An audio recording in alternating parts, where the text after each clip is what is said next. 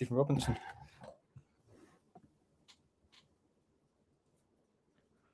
Hello, and we're live. Welcome to the Scottish Football Zone.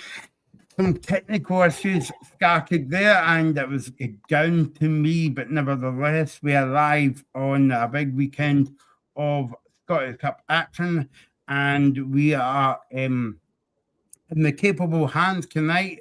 Well, I don't know about capable hands, and we're joined by Robbie and Reagan as always, and we're joined by a new face tonight, and because I think he's a St Mirren fan because it gives it away in the hat. Ryan, how are you?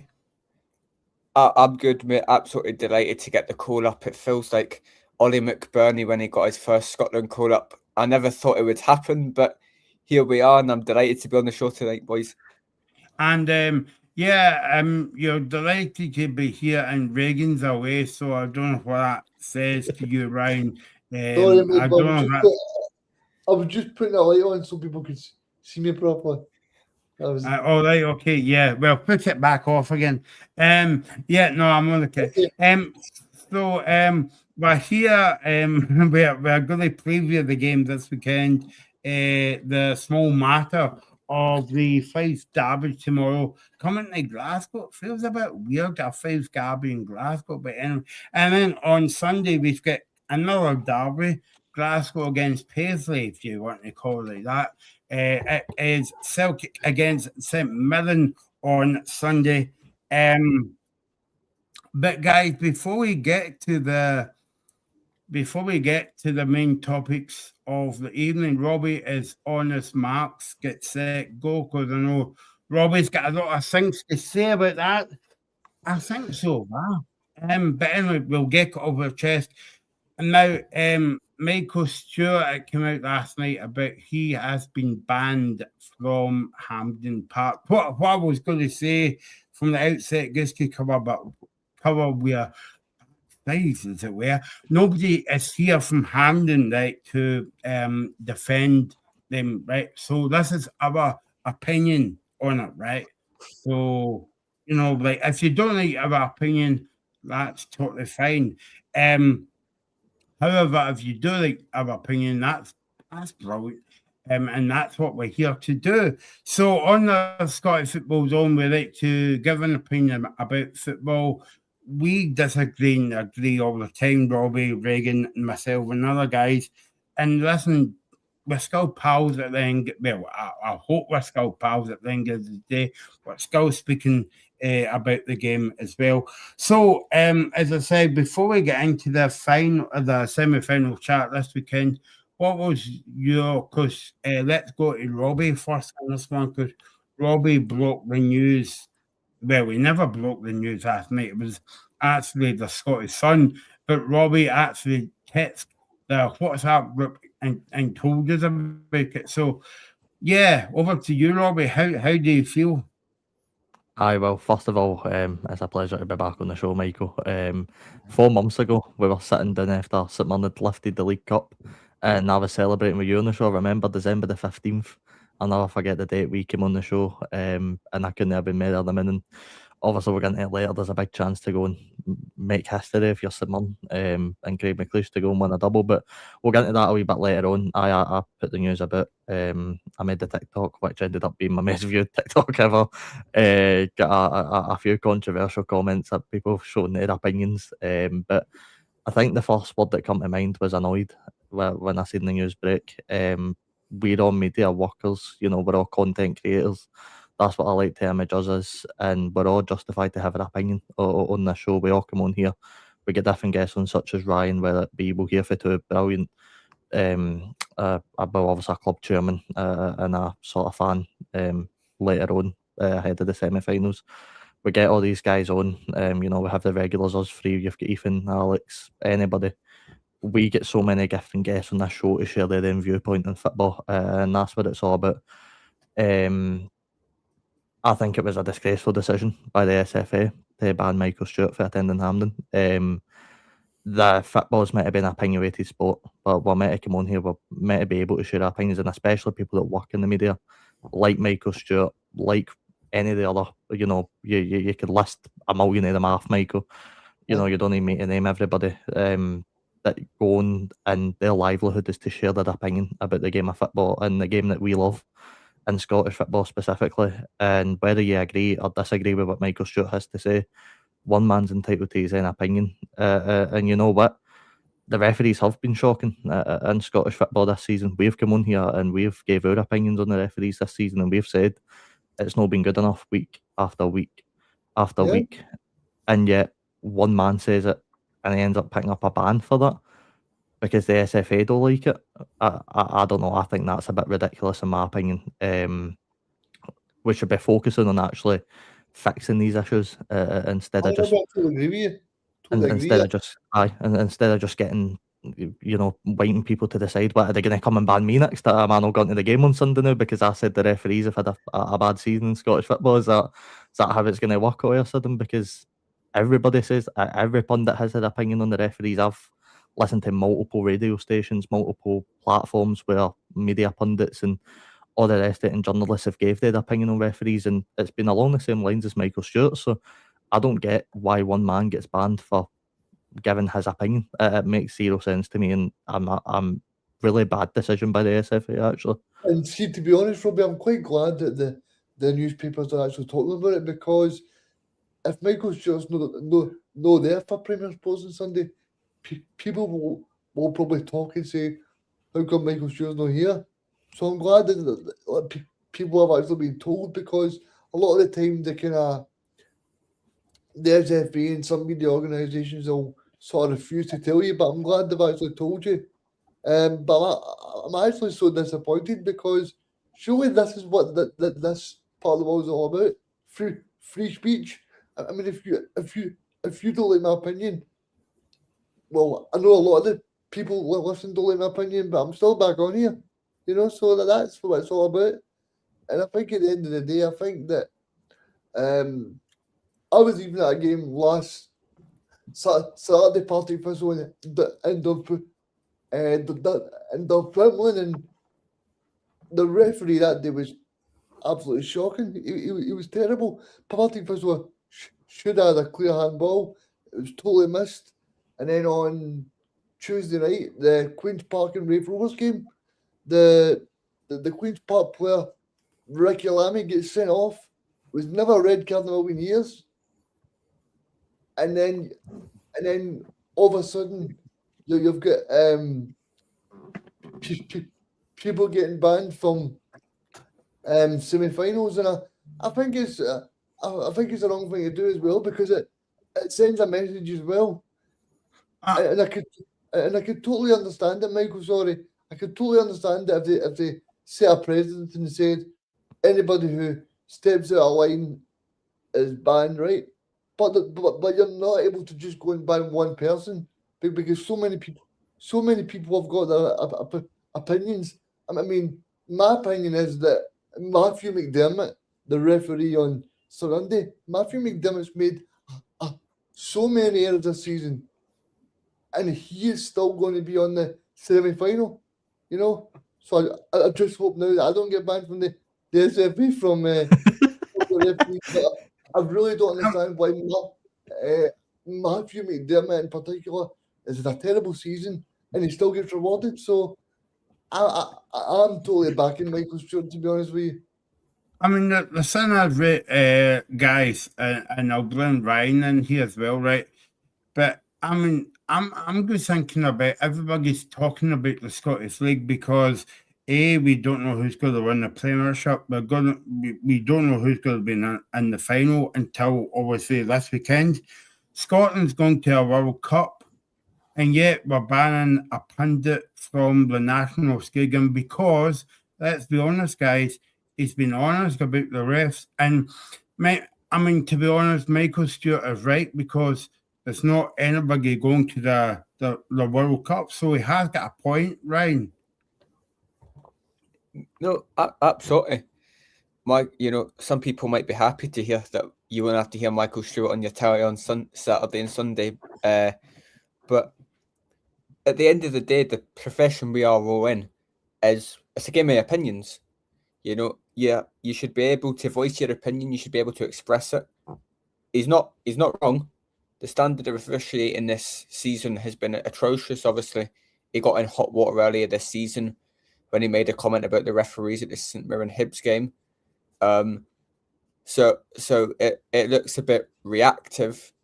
That the SFA are just looking at a high profile name who's been in hot water before, and that's been decided it can't come into Hampden because he's got an opinion on the referees, which, to be perfectly honest, if you asked half of Scottish content creators who are involved in football, and if you asked half the journalists, pundits, they'll say the exact same thing about the referees this year. You know, none go into the World Cup again. Mistakes week after week. I mean, where do we draw if we start banning pundits, journalists, and the like for having an opinion? Where does that go there? Does the standard of refereeing improve? It certainly doesn't, because you're banning the people who are trying to hold you accountable. And what happens to all these journalists? Do they just get put out of a job and get put out of work because they had the ability to say something? They said it, and it's not been liked, and they're chucked out of Hampden. And I Oh, think I- it's Right. Sorry, So I know I was just going to say. So I'm at the moment here. I'm only kind of full-time journalist, right? And I really defend Michael Stewart here, right? Because the thing is, like, I do an opinion piece in a certain paper, right, Ryan, and people doesn't have to like it, right? They can disagree with me, right? But they're not going to say, oh, you know, get out my house or, you know, whatever. If we're going to go down that road, guys, we'll be as well shutting down newspapers, shutting down TV stations, shutting down the internet and stuff like that, because it's just petty. And by the way, just to balance out, it's not just Hampden, it's a certain football club as well. It's done it to our journalists. A certain radio station was banned from a football stadium a few years ago, not to commentate on the home games, but they were allowed to commentate in the away games. So, you know, it's not just Cambion. So it's really creeping into the game, and it's right upsetting and annoying when you hear that after the successful season we're having, guys, and then we're talking about, oh, a pundit is giving an opinion, but Hampden doesn't like that. He's not getting in. It's like, you know, it's just like, come on, guys, get a grip. Reagan used a really good word there. He used the word president, and that's the president's set now. The SFA need to abide by that standard. If you're going to ban one man for his opinion on referees, Yeah. you need to ban other. No, and I don't like that, because I think everybody should be entitled to their opinion, and we should call it the referees. In what's been the worst season of officiating I've ever watched in my life, and nothing even comes close to the bad mistakes this season. So Well, as I said, I mean, I was at 2 matches this week, and both of them were refereed by the same referee. Whereas that referee then still gets rewarded, even though he's made 2 awful mistakes. And I know Yeah. he'll go on and say, "Oh, VR wasn't there, so I wasn't obliged." But he sent off a player, and then I don't know if you've seen it, everybody, but the Queen's Park Reds actually got taken back from the SFA and said, and they apologised to Queen's Park.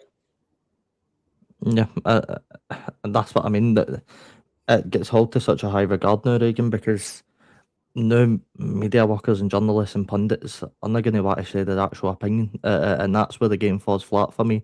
Now we're not going to have honest opinions on telly Yes. at the weekend. See, that's a cracking point you make, because people will be too scared to ask the question now, because they'll be thinking, should I ask that question? Like, You know? I don't see any way in which this gets any better now. This only, in my opinion, gets worse for here, because if the SFA don't start abiding to that, and start banning other folk that make the same opinions, then Michael Stewart's got to take them further. You know, he's got to really question the integrity of the Scottish Football Association, because how is he getting banned? What has Michael Stewart said that is so outrageous that I've personally seen other pundits say on multiple different radio stations and multiple different TV coverages. Well, I'm not going to name any names because that wouldn't be very fair to me. But you know the two I'm talking about on Sky Sports. How many times have we watched them this season that make some really outrageous comments about referees that Michael Stewart's not even made, and he's not stood up at that point yet? They're fine. They're not getting banned for different stadiums. I mean, but where's the fairness in that? It doesn't make any sense. It also brings up sort of, there's a lot of up and coming journalists, people going through their degrees and stuff like that. You're taught, to give your opinion. You're taught to give your opinion. So are we now going to see university courses saying, let's not give our opinions, we might get banned from football stadiums? Are we going to start banning fans from football stadiums now? Because if you go on Twitter, or X as it's now called, after a Saturday match day, there's some pretty strong opinions towards referees on there. So it's a case of, where do we draw the line? What's going to happen to the profession if we're going to start punishing people for giving an opinion on something? And if I'm being honest, it's not just an opinion. If we're being really honest, what he has said is factual. The refereeing standard this season has been atrocious. It's been spoke about on every news organisation. If you watch Watch on Sky Sports every week, every Monday, you'll see Scottish football's under the spotlight a lot more than it usually is. So I don't actually think Michael Stewart's done anything wrong. He's just being punished for saying something about it. And if that's the route we're going down, a lot of people are going to start getting banned from games of football. And I mean, the weird thing about this, Robbie, is as well that Michael Stewart's not even working for Hampden. He's actually coming into Hampden to be a pundit on a kind of different outlet. Exactly. Now Premier Sports need to go hunting for a different co-commentator that, they'd usually rely on Michael Stewart to go and commentate on their games. It creates a whole load of problems. And Ryan raised a very, very good point there, by the way, about the sort of, and I know you can obviously watch Ref Watch live every week, but it now creates a problem where we're waiting 3 or 4 weeks to see referee decisions, and Willie Collum speak about them that happened 4 weeks ago. So where's the balance in that? How is that fair on the fans, and how is that fair on us? If I see a decision for St Mirren versus whoever 5 weeks ago, I want it spoken about the day after the game. I don't want to have to wait 4 or 5 weeks to hear about it. I mean, Robbie, I don't know if you've seen last night, but Partick Thistle fans weren't very happy. Jack Baird, he got rescinded after four weeks after the match. So it's just crazy. Exactly, and now I fully expect all us to be getting banned for Hampden Park after what we've said. No, I'm kidding on. But no, I just, guys, honestly, and we could ramble about it on our show, to be honest with you, but I feel really bad for Michael Stewart at a time where he's only trying to make a professional life. He's trying to make his career for himself. Let's not forget this. I think that's one of the main things that the SFA's forgotten here. Michael Stewart's trying to make his livelihood doing this. This is his job. This is his profession. He doesn't just do it as a side hobby and then work a 9 to 5 Monday to Friday.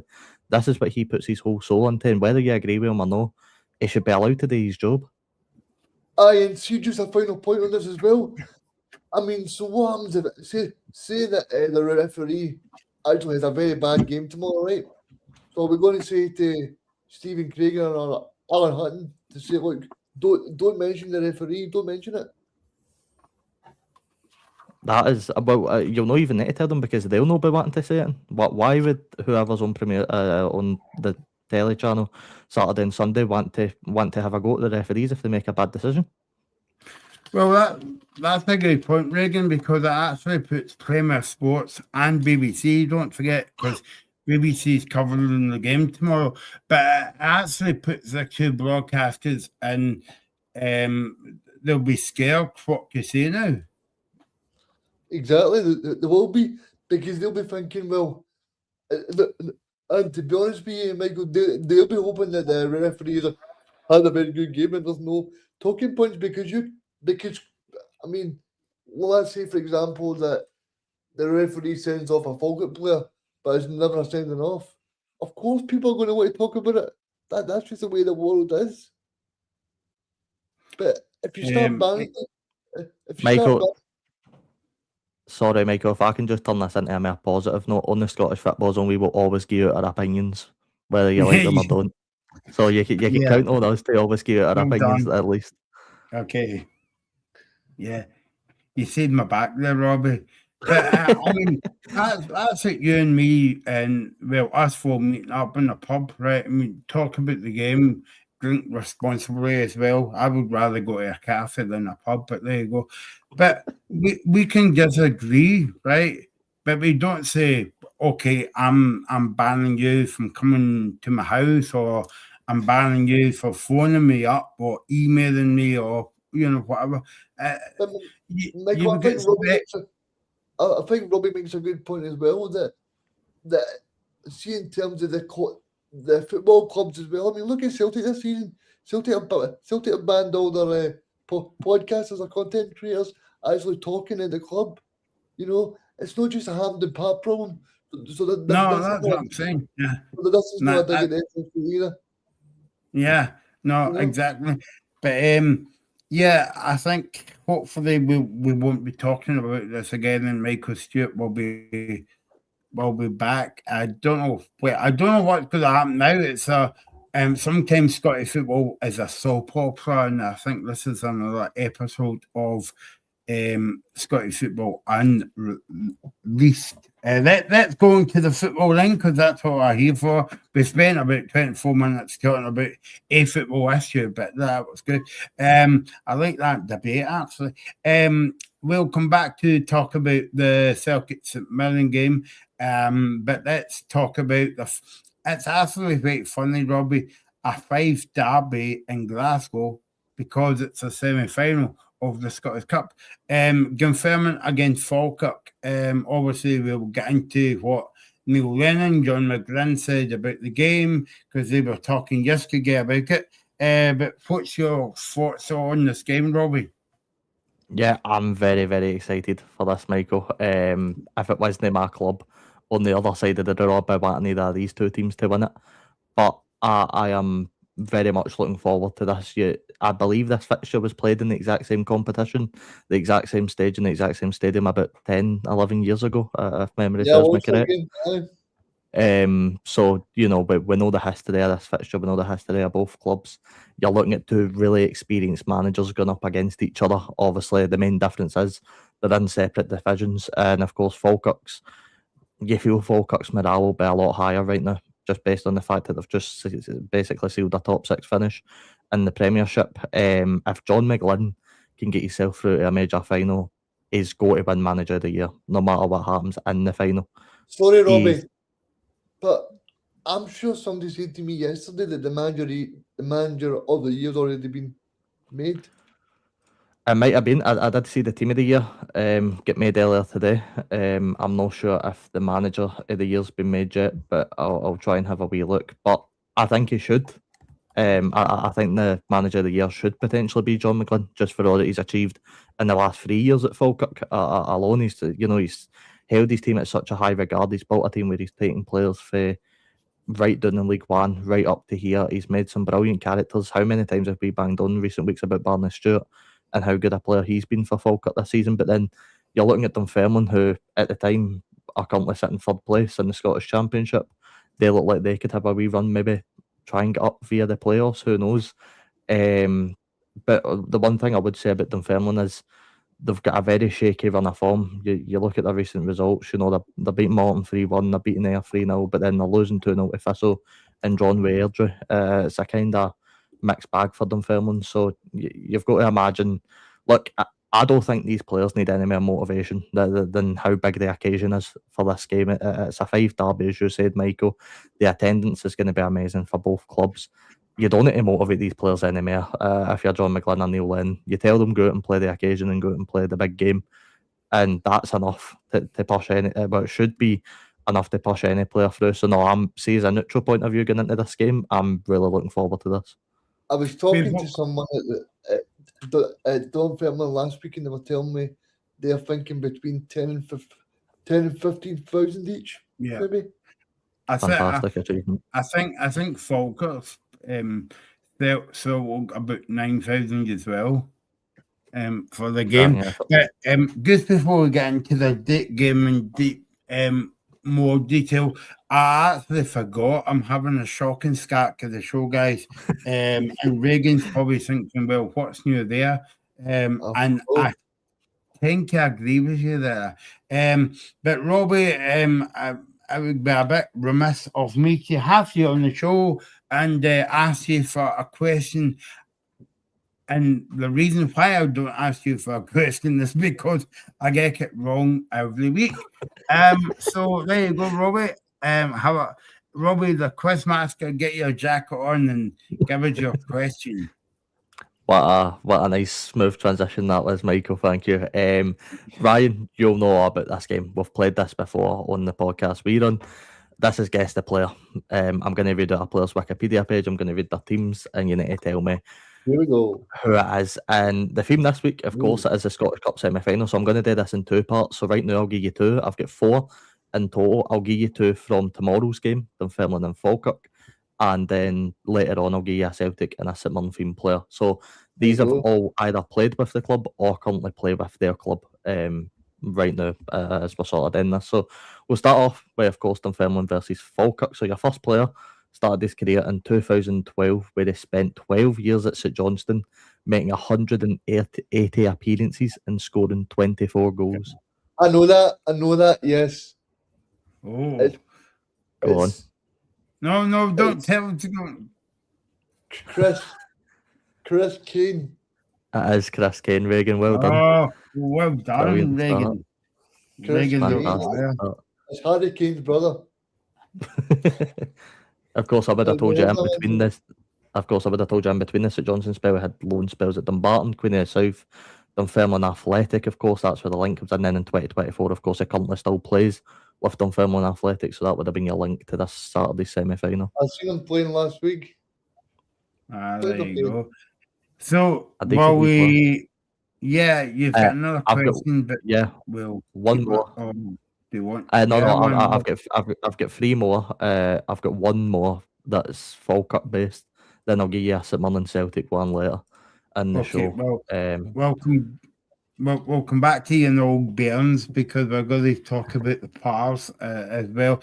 But you saw Neil Lennon last weekend, Reagan. It's a brilliant interview. If you haven't saw it, go over to the Scottish Football Zone TikTok page, and you were asking them about the game tomorrow, but also they had a big game on Tuesday night against Erdley. Reagan. They were actually 2-0 down in that game when they come back to draw. It was actually a very good point for them.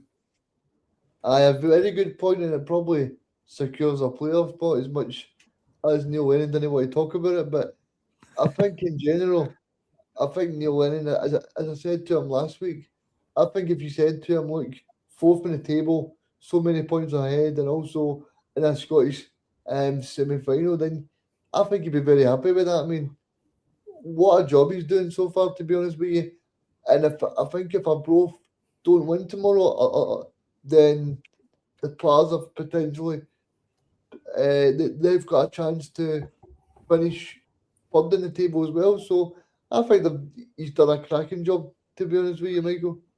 Ryan, he wasn't so happy yesterday to get the media conference because he was saying, well, we should have a full week to prepare for the game, because he was saying about the game on Tuesday against Erdley. Remember, don't give an opinion, Ryan, just in case you go to Eastern Park very now at the end of the season. By the way, I'm going to say that every time now, guys. You'll be sick of me saying that. I'm going to be careful with what I'm saying, just in case. You know what I mean? Don't let get chucked out of stadiums. Or chucked out your house. Yeah. But Ryan, what do you think of Lennon's comments? I mean, if you saw the team he put out on Tuesday night, I don't really know why he's making a comment. It was like this Saturday game for him is the World Cup final, not a Scottish Cup semi-final. With the way he lined up on Tuesday night, it looks like he already thinks they've got the playoffs. To be fair, he's basically just stuck up the whole academy team.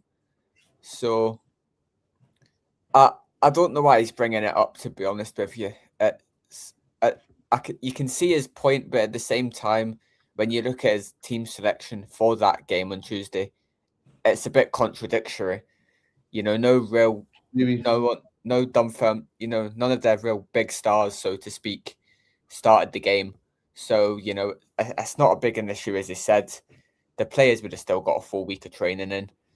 But the thing I'm shocked at is who thought after the COVID season that Neil Lennon would be coaching in a Scottish Cup semi-final with a championship Dunfermline side, by the way. Hey, listen, I said I would have took him at St Muns, so, but no, Neil Lennon, like, he's put all his eggs into one basket and he's relied heavily on this semi-final. Why shouldn't he? He should relish the thought of maybe going on to potentially play against Martin O'Neill, which for Neil Lennon would probably be a dream, and vice versa. Michael, I was talking to you about Martin O'Neill's comments earlier today. I'm sure the two would absolutely love to face off against each other. So I think, in my opinion, Neil Lennon has every right to put an academy team out midweek and put his full focus into this, because Dunfermline fans are not going to get this chance, very often. So, take it. And Reagan, see when you look at it, right, apart from maybe Falkirk, right, but see if you look at the other three teams, obviously Celtic's in the title hunt, St Mirren's down at the bottom of the table. I think they'll be okay this season, and Dunfermline is fighting to get up to the Premiership. Everybody's got something to play for, but do you think, Reagan, this is a good distraction for all the teams to switch off from league football for a week and just concentrate and getting to a final? I think it is, especially for Neil Lennon, because obviously I know Celtic are over in Spain, and the last time he took Celtic abroad, it didn't go too well. I'm sure he can look back now and laugh. But I think in general, I think if you're Neil Lennon and you're Celtic as well, I mean, Celtic put a lot of effort in, especially that quarter final against Rangers, Michael. So Celtic were awful that day and they scraped by in penalties. So Celtic are looking to prove a point, and they're looking to try and get to a final, because I don't know about you guys, but I'm a bit of a football romantic. As much as I don't look up like a romantic, no comment, Michael. But anyway, I would quite like to see Neil Lennon against Martin O'Neill. That would be something special. Well, Robbie, I'm going to make a joke about this, but when Reagan was saying about romantic, I was going to give my opinion about that, but he might dump me for saying my opinion on it. But no, seriously, I mean, I'm not sure to this game. I might not come back on the show. No, you're banned for the show for getting your opinion, mate. Yeah. So Robbie, I mean, it's a bit good how this game's on the telly, because I think it's going to be 20,000 at the game as well between the both sets of fans. So it's going to be a good atmosphere. Cracking atmosphere, Michael. Look, both sets of fans deserve this opportunity. You don't get this far in the cup if you've not done something well. Dunfermline, their route to the final's been incredible. I mean, that game against Hibs was really something special, to be honest with you, in the cup. And look, I like to consider Dunfermline a Premiership team, if you will. I think they've got the fan base for it. They've got the stadium, they've got the atmosphere.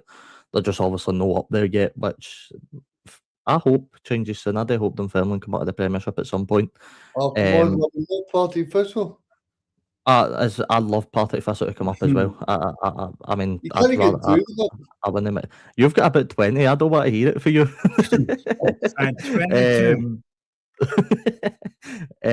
But no, look, football fantasies having Neil Lennon versus Martin O'Neill. Unfortunately, for them, it's not going to happen, because, as we're going to talk about later, the mighty Saints are knocking Celtic out again. But no, I think having Neil Lennon make another major final after how wrong it went in his last spell in Scottish football, I think it would stuff dreams are made. And if he somehow went on and won it, which would be incredible circumstances, then Aye, what a fairy tale! What a fairy tale story to tell.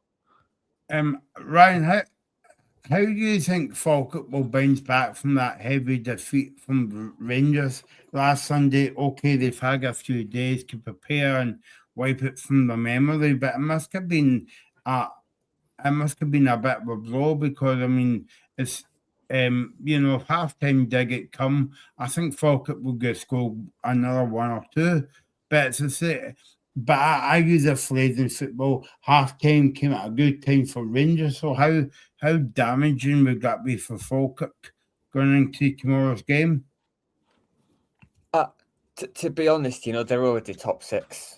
It is what it is. You're going to get results like that.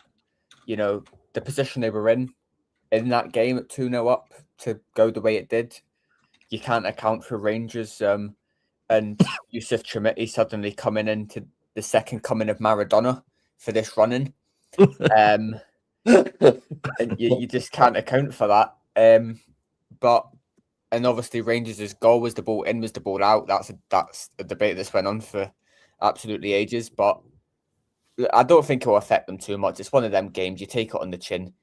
You're still in the top 6. Let's not forget Falkirk still scored 3 goals. So the top end of the pitch is going to be full of confidence. And at the end of the Scottish Cup semi-final, it's a completely different occasion to a run-of-the-mill league game. And that's a big, big opportunity. And let's not forget, it's a derby game. So they will be right up for it. And their fans will let them know they have to be right up for it. Because I'll be honest with you, this might be a bold, controversial shout. Don't ban me from Hampden. Don't ban me from the Falkirk Stadium, please. But I quite fancy Dunfermline for this one. I really do. I think Neil Lennon's got them playing great football. I think all 4 teams in the competition, to be honest, can look at it and say, this is our chance at a major trophy. Well, someone have already got one. Sorry to bring that up to you boys. But can we get this guy back every week? Honestly, I don't think it'll affect Falkirk. Banned from the show. I just don't think it won't affect them, but I don't think Dunfermline should have anything to fear. And Neil Lennon, could he win yet another major trophy in Scotland if he gets to the final? You never say never. Reagan, Neil Lennon say yes again. It's a true saying because all managers say this as well, that no one remembers who was in the semi-final, but everybody will remember who's in the final. So that's very true. Aye, and I think I'm not wrong. I think I was a little bit too young to watch the final, but I'm sure Celtic and Dunfermline played the last time under Martin O'Neill. So I think in general, I think it was 2000, Michael, was it? I was, early 2000s, and it was Doumbé scored the only goal of the game. Celtic won 1-0. Oh, aye, but I know they played each other. But I think in general, Michael, I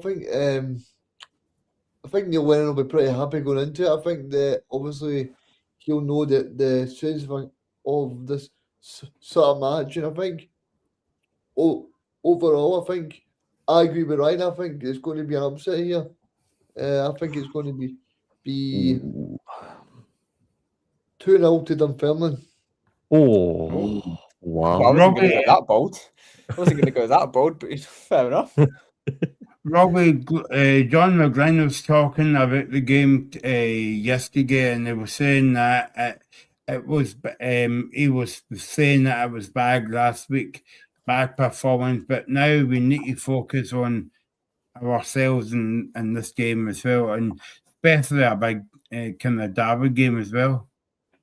Yeah, look, any team is very capable of getting 6 put past them by either Celtic or Rangers, because as bad as their seasons have been for multiple different reasons, they're both very capable of doing that against anybody when they're really switched on. So it's one of these performances you've got to brush under the carpet. And let's not forget, Falkirk have scored 3 goals in that game as a newly promoted team. Let's not brush that under the carpet. Falkirk are newly promoted. I know they're in the top 6 and I know they're in a domestic cup semi-final, but they are still newly promoted to the Premiership, and let's be real. They've overachieved this season, as they shouldn't have been in the top 6, really, if you think about it in that regard. So, they've done a fantastic job. John McGlynn knows what he's doing. He knows how to motivate his players for the game. And I don't think my prediction's going to be as controversial as that, to be honest with you. But I'll certainly give it my best try. But no, it's Michael. I think this is potentially got one of the games of the season written all over it. And I know we like to come on and try and say that about a few games, but this does have a really special feeling about it. So now we're talking about Falkirk. You can give us your question about Falkirk again. You can put your quiz jacket back on. Ian Riggins gave you a wee bit of a chance here, boys. He's went away for a wee minute. Away. Yeah. Stay he's away away, to get, Regan. Stay away. We want a fair chance here. he's away to get a drink break. I'll still mess up, but there you go. Yeah, so the second player, as of course mentioned earlier, Falkirk sort of theme player. So he started his career in 2007, where he did spend 3 years at Falkirk, making an impressive 193 appearances and Scott scoring Arfield. 13 goals. Wow. Ryan, Scotty it is Scott Arfield. Arfield. Well done, it is Scotty Arfield. Scotty That is Arfield. incredible how quickly he got that. And no, the Aye. minute you said he started his career at Falkirk, I was like, that has to be Scott Arfield, surely. Yeah, Okay, it's so the only the player I pressure- can think of with a link. I think the pressure's on me now, Robbie, for the next two. So, We'll good night, come back to everyone. them a wee bit later, but well done, Ryan, man. Yeah, That was Matt- really quick. Yeah, next season, come back to the questions, Robbie. I'll be fine. Just my opinion, as well. But yeah, I mean, talk to me about John McGlynn, Ryan. I mean, he's had a brilliant season under Falkirk. I mean, not just this season, but the last 3 seasons. No, absolutely. You know, obviously this season a lot of praises went Derek McInnes's way because he's got Hearts challenging up the top. You've got Jens Bertholascu managing Barcelona in Lanarkshire. So they've got a lot of praise. Now, I actually think John McGlynn's one that's went a bit under the radar. I mean, are Falkirk overachieving? Of course they are. If you look at some of the teams in that bottom 6, and I'm going to include St Mirren in that because we've been off the boil, obviously. You've got Aberdeen doing what Aberdeen do, have one good season and one bad season. But John McGlynn's done an excellent job for the last 3 years, from Falkirk being on the brink of going part-time to giving it one more shot, getting that promotion, another promotion, and then a top 6 finish and potentially a cup on top of that. I mean, you know, statues in football, if you're Manchester City, come quite easily. They make about 60 a year for all their retired players. But I would honestly say John McGlynn could go down as one of Falkirk's greatest ever managers. And people will sit and say, oh, he's won League One and he's won the Championship. But he's came up to the Premiership and he's given it a right good go, obviously. Top 6. Could they make a late run for that European spot? They could get European football if they win the Scottish Cup. Obviously, I'm predicting they exit at the semi-final stage. But John McGlynn's done an excellent job, not just identifying players as well to bring into the system, but his man management, unearthing who would have thought Falkirk's best player is someone who was playing university football 18 months ago. So I think, you know, he's done a great job across the board at Falkirk, and I genuinely think a bigger job's calling him soon. Sorry to say, Falkirk fans, but I think a bigger job's going to come calling for him. So your predictions, guys, for the game confirming against Falkirk, Hampden Park tomorrow. Robbie. Yeah, if I can just say one thing quickly, just on what Ryan said. I think I agree with what Neil Lennon said. John McGlynn could more than capable handle managing Celtic next season. And I don't think he's going to get the job, unfortunately, but it should be considered because the work that he's done, and Ryan's right, has been so under the radar, and I think he would deserve a job like that. But my score prediction for tomorrow, I'm going to go Dunfermline 2, Falkirk 2, and I think Dunfermline win on penalties. Well, John McGlynn was at Celtic under Brendan Rodgers the first time round when there was a scout. And I know a scout's completely different to a manager, but yeah, I did hear that yesterday as well. And and stuff. I think that was more of tipping your hat and credit John McGlynn for the job that is doing at Falkirk. Ryan, what about you? Confirming Falkirk? Well, I'm going to put a bit of a damp squib on this. I think we're going to see a 0-0, and I think it's going to go to penalties where Dunfermline win the penalty shootout to progress into the final of the Scottish Cup. Oh, okay. So I will go for a 5 cracking Glasgow. That would be a brilliant headline. So 2 each, I will say, and I think that the Pars might sneak it an extra time as well. Robbie, how I like extra time. Agassi was bring back the golden goal. That's what I say. But I love that, man. Imagine a cup where it's only golden goal. And like what? Yeah. Imagine a day cup, right? But it's golden goal and teams like it's a big tournament format, and like you literally just play 15-minute games and it's golden goal. And like if you don't score after a certain amount of time, it like goes to a penalty shootout or something. That'll be phenomenal. We're Scottish football fans, mate. There'll be no goals in the first 15 minutes. Well, I mean, I remember back in the day when I played football in my previous life. I don't know about you guys when you play football, right? But they used to say in training, like, when that school's a winner. So whoever scores a goal, that's you won the game. Aye, and you know what? Another idea, right? I like and know a lot of people like MLS penalties. I think watching an MLS penalty shootout I would be very, very on board with watching.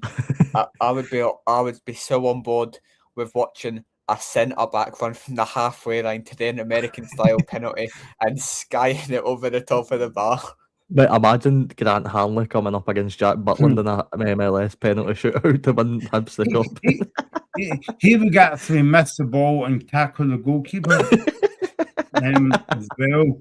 But that's my opinion as well. I'm not going to Hibs anytime soon this season, so I think I'll be fine for next season. Okay, I just want to get that out there, right? So that is the first semi-final confirming against Falkirk. Don't forget you can subscribe to the channel. It is the Scottish Football Zone, and we are covering football from, fun enough, Scotland. That's why we're called the Scottish Football Zone. And so I think we'll be back on Monday night, looking back at the games, and there we go. If by magic, down the bottom, I like doing that. It's very cool. It's a TikTok channel, or as I call it, the Tic-Tac channel. If you remember the sweets back in the day, you can like our Tic-Tac page. Yeah, please like and share. By the way, I'm not pressing any buttons here. This is Freaky, it's Knight Rider, and all the rest of it. But who cares? I don't care, because Robbie's here. We're in safe hands as well. So anyway, where was I going there? I don't know. I'll be honest with you, just a quick one. I'm absolutely enthralled at Robbie's mic. The way he just touches it and it turns off. And I love all this new technology here. Yeah, who needs AI when you've got RC, Robbie Collins, and as well. Anyway, oh God, how can I? Well, we did a really big deep hole there. Yeah, I know exactly. That's why Reagan's coming back to help. Well, I was just leaving. As I was just leaving to go to the fridge there, I heard Robbie saying about the second question. How did we go on with that? Oh, Ryan got it straight away. I got it the minute he said 2007 in Falkirk. I was like, that's Arfield. Scott Arfield's the man that owns our new. Too easy, Robbie. Oils. Too easy. You took that. If no one got it to the last hint, right? You could have said he owned a pub, and I would still no go to anyway. Paisley? Did it? Yeah, I'm not sure. I knew that. I think it might be actually Ibrox. Yes, sir. It's called, yeah, it's called the 442 pub. So I need to go and try it. That's an idea into his footballing philosophy when he becomes a coach. I prefer I prefer a 4-4. It's good to get information away. Anyway, let's get back to football. I like this show, Rob. It's nice and smooth sometimes. Yeah, I can't say anything else about that. Let's move on to the game on Sunday then, because all the guys are desperate to talk about the game. Celtic against St Mirren, and will be a repeat of the League Cup final back in December, Robbie, when Celtic met St Mirren in the final, and we all know what happened next.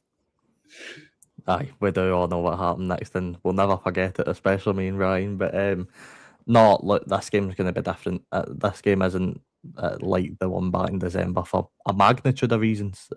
First of all, neither of the managers that were at the clubs in December are there now. You know, both clubs have changed their manager. Well, thank God for I would agree with that. No, but no, you wouldn't a month ago. You agreed. I wouldn't in December. Console you when Robertson left. I know everybody did. But no, seriously, Michael, it's another one of these games that I'm really looking forward to, and not just because my club's in it, but it is a really intriguing game just based off of last week, what we've seen at Celtic Park, between both sides. St Mirren dominated the second half of that game. I've never seen a St Mirren team go to Celtic Park or Ibrox and have 53% possession in one half of football. So it's created a really intriguing prospect. Listening to Martin O'Neill in the press, he seems very confident. You know, he's sort of playing down quite a lot, which you expect from Martin O'Neill, and I think that's the main difference between him and you go back to the build-up for that cup final in December, and you sort of look at what Wilfred Nancy was saying in the press. It was kind of all over the place at points, whereas you're now looking at a much more experienced coach in the dugout, one that knows how to play certain things down, he knows how to have a wee bit of banter. I'll never stop thinking about that Neil Lennon line. I thought that was fantastic, but I think the actual game itself is different because there doesn't seem, and I don't know about you guys, and Ryan, I don't know about you, but looking at it from a St Mirren point of view, there doesn't seem to be as much hyper in this one, and I don't know if that's that I've not been really active on social media. I don't know if it's because of that, but compared to the build up for the last cup final, you know, you had the faith over fear, you had the club putting up hundreds of different videos on social media. Compared to now, and compared to when you look at the ticket sales for the game, from St Mirren's point of view, which is under 10,000, I believe, they've obviously now shut. It doesn't seem to have as much hype built around it as it did in December. I was just going to ask you, Robbie, see, in terms of the lack of the hype, how do you think that is? Because surely the St Mirren fans are on the Craig McLeish bus this day with you, know? Mate, I'm loving it. And I don't know, again, if it's just because I'm not really on social media anymore, or I'm not really looking at that, but I just don't, it doesn't feel as big as it did, and maybe that is just no set in yet. Maybe by tomorrow at 5 o'clock I'll be flying off the ceiling and you'll need to pull me down, but right now I don't know, it just doesn't feel as big as the last one did, and I don't know if that's because we won it, and maybe that's the reason, but no, I think I'm more just, you know what it was, I think I was probably more nervous come December in the build-up. Now I'm confident, now I'm getting absolutely no fear. I'm playing against Celtic. We've got a manager in charge, sorry Michael, that is, you know, he's gun-ho. He's not scared to do anything in a game, and I think that makes me excited. So this is going to be a pretty good matchup, I think. I didn't see the game last week, Robbie. Was it gung-ho, aye? At times we had Celtic pinned back in the then half to the point where they couldn't really get it, to be honest with you, in my opinion. Before we talk about the game in more detail and about the game on Sunday, I sat down with Tino today from the Celtic Exchange podcast, and we were talking about the game on Sunday. So this is what I had to say. So, Tino, we're talking on the eve of the second semi-final on Sunday between St Mirren and Celtic at Hampden Park. First of all, before we go on to talk about the football, how beneficial would it be for the team to have like the atmosphere back in terms of the Green Brigade back inside Celtic Park last weekend? Yeah, that's been a big move, Michael. Good to be back on the show. That's been a big move, and it's a move that I think a lot of folk, including the Green Brigade themselves, thought might not happen either this season or beyond. So it's great that that's finally been resolved, and maybe there's still a few things that the two groups, Green Brigade and Celtic, will want to iron out. But they're back in now for the run-in, and I think that's so important to Celtic. So it was great to have them at Celtic Park last week against St Mirren, and I'm sure they'll make themselves heard at Hampden for this one as well. Do you feel though that the Green Brigade and the Borg might have kind of like outstanding issues, but would you say like park that, leave it to the end of the season, and everybody pull together as one? Yeah, I'd say there probably are a few other issues to be ironed out, and I think maybe you could describe the current situation as an uneasy truce of sorts. I think there's no love lost at different times between both parties, but common sense to a huge extent has prevailed. They've managed to find a solution that gets them in for now, and maybe they'll revisit a few things in summer and beyond. But as I say, they're here for now, and that's the important thing for their run. So it's a bit unusual, we at Celtic going to play St Mirren last weekend in the league. Celtic win the game 1-0. Obviously, they're meeting again in different, different venue, different competition, but still the same opponent. What are you expecting from the game on Sunday? What I'm expecting and what I'm hoping are probably two different things. I'm expecting it might be similar to what we've seen at Celtic Park by way of Celtic playing well in spells, particularly the opening spell of the game at the weekend, but then reverting to what I've described as an anxious type of football, a nervous type of football, where there's a lot of caution. Celtic playing it back the way a lot of times, and I don't know. I don't expect there'll be a massive change to that. I think Celtic's players are better than St Mirren's players, with all due respect. So on that front, you'll have a decent chance of going and getting the result. But Celtic's players were better than St Mirren's players in December, and we didn't get the result at Hampden, so that doesn't always play through either. But so as I say, I'm expecting stuff maybe of that nature.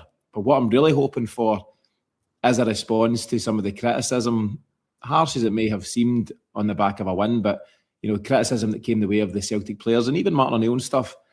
It just wasn't a great watch last week. And I know, and I've said it myself, wins are the be-all and end-all at this stage of the season, Michael, whether it's league wins or Scottish Cup wins.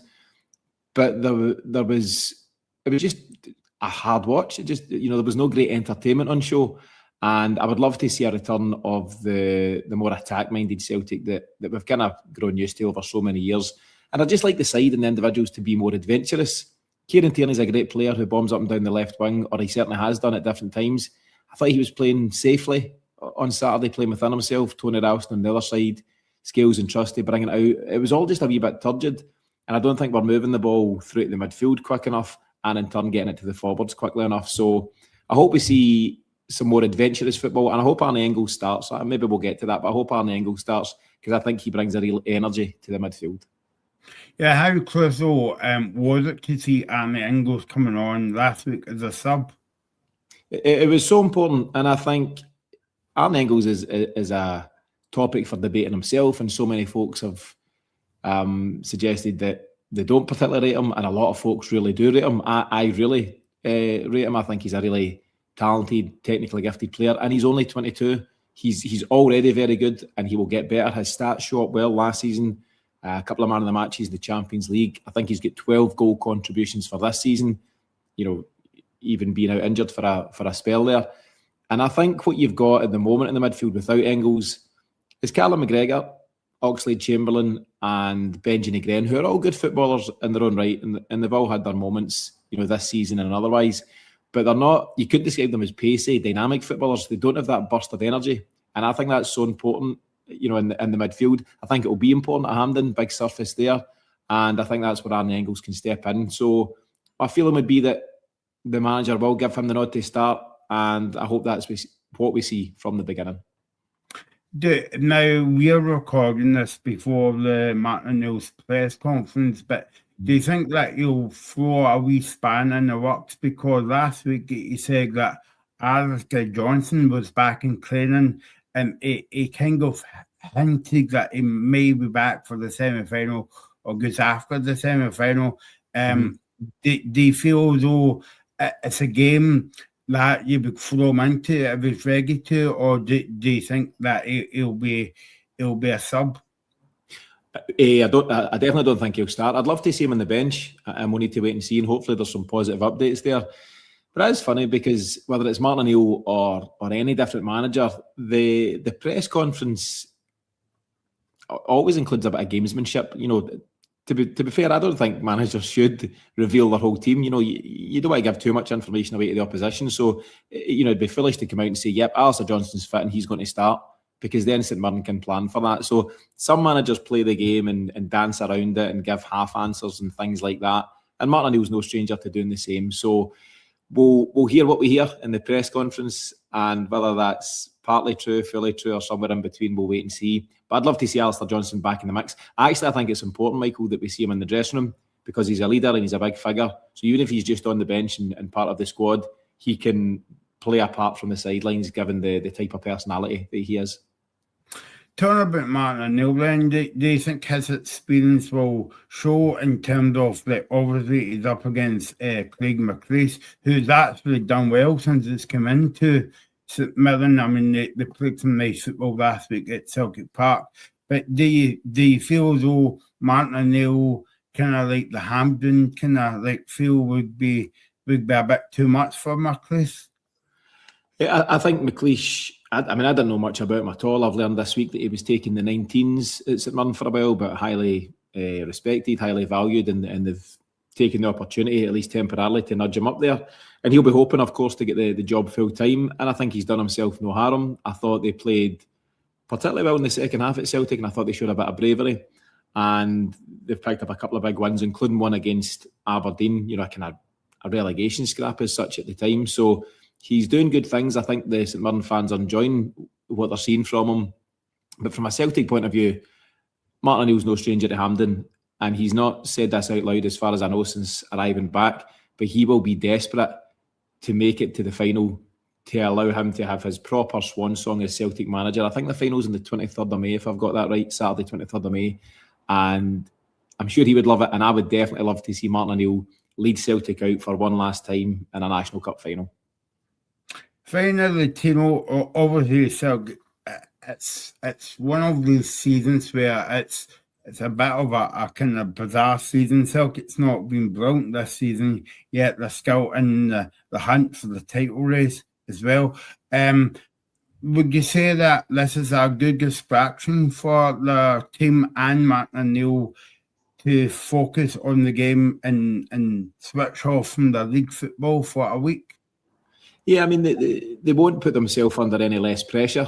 But obviously it has been so intense in terms of the league stuff, and you really can't afford to drop any more points now, you know, given the way it's looking at the top of the table. So I think it is, it's to an extent a welcome break from that pressure, but it's a new pressure. And every game for Celtic's a pressure, and pre-season friendlies are pressure for Celtic. You know, you just, every draw or loss is an absolute catastrophe in some minds. So no, I think the players will be switched on, focused, and ready for this. And as you say there, despite the season it's been, despite the ups and downs of the season, there's still a potential double. Celtic are 7 games away from the double. So I hope there is a real short-term focus in the dressing room to say, forget what's past, forget the, 33 league games we've had and the European games and whatever else. We are now in a position where if we get our stuff together over these next few games, then we can go and do something quite spectacular. So that's what we've all got to hope for and drive towards. There we go. That was Tino from the Celtic Exchange podcast talking to us early on. Robbie, Tino's hoping for a double. You'll be saying the opposite, you and Ryan. Aye, we will be hoping for a double as well. Obviously, Michael, you know, I also get a chance to interview Tino during the week. What a lovely guy, by the way, and thank you for coming on the show again. It's always a pleasure to have him.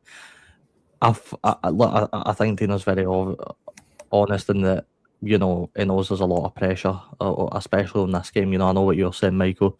There is a new lease of pressure. You know, the pressure's lifted off the shoulders of the league title race for another week. But Tino's right. There's a new pressure on Celtic's shoulders. They're expected to win at least 2 trophies every season. They're expected to win a treble every season. That's a high regard Celtic are sort of set standard in. They should be.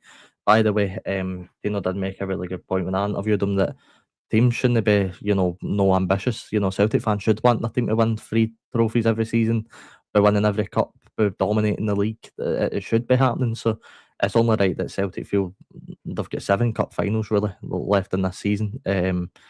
Potentially, depending on how the weekend goes, to make sure they lift the league title and win the Scottish Cup. And that's where I think it plays into our court. I think the pressure is fully on Celtic. This is Craig McLeish's time to show what he's about on the big stage. And it's time for the players, for your side, certainly, to play with no fear, like we did in December. But, on the Celtic side, it's all about how the players handle this pressure. Is Callum McGregor going to start? That's one of the big questions that's sort of been getting asked this week. How is Alistair Johnson? I think we found out today that he's not quite ready for the game on Sunday yet, so I think he will be missing it. But will Arne Engels come in for Callum McGregor? Will the midfield get shifted? Who knows? Because one thing that I took away from last week was Celtic's midfield get flattened because they didn't have any energy. And that's no disrespect to Oxlade, Chamberlain, McGregor or Negrin, but they're no them type of players, as Tino said there. You've not got the passion player, you've not got the player that's going to run for 90 minutes and sort of chase every single ball that's coming towards you. That's Celtic didn't have that on Saturday, so they need to try and make adjustments, and I'm sure Martin or Sean Maloney, whatever way you look at it, because I'm sure he'll be doing the sort of main tactics for the game. They'll need to make sure they have a lot of energy and a lot of energy in the midfield to try and push Celtic through the game. And a game where, by the way, Celtic fans will turn up furious after the last time at Hampden Park in December. They'll not forget what happened in that game. The boos were ringing at full time for the Celtic end for the very few that stayed. So they'll want to turn up, and the players will want to turn up to try and get a bit of revenge on us, and hopefully for our sake it doesn't happen. From a Celtic point of view, Reagan, you'll be basically saying everything Robbie said in the opposite way. Reagan, you're muted. Hi, Michael, sorry, but I'm too scared to say my opinion. I think I'll just leave it here. Nice to see you guys. It really is good to see you. No, but I think Celtic, Michael, Celtic are not a good watch. I didn't get to watch them last week, and some people are saying thank God, because it doesn't look as if Celtic are playing too well at the minute, Michael. I think the most important thing for Celtic, like Robbie said, is to try and get through to the final. I think ultimately it'll be a close game, but I think Celtic won't go through. I think they'll be too strong for St Mirren. Reagan, can I just ask you? Yep. Sorry, Michael. I just want to ask Reagan a quick question. I don't think many people have really spoke about it, but I did see the news earlier this week that Tom Allison stepped in for the Celtic board after another 25 years in service. For a sort of fan point of view, do you think this is maybe a step in the direction that Celtic fans want it to be? It's very obvious this season that Celtic fans have wanted the board to step in. But we all know that. But is this a sort of step in the right direction for fans, do you think? What's your take on it? I think it is, because I think that Celtic fans want to see something different. They want to see a bit of fresh ambition in terms of people trying to go in the club and trying to bring some quality players in. So I think in terms of the board members leaving this week, I think it's a step in the right direction. But I think I think it's ultimately down to one man, though. It's down to Dermot Desmond. Dermot Desmond's the man that's in control of Celtic, even though he's not the majority shareholder.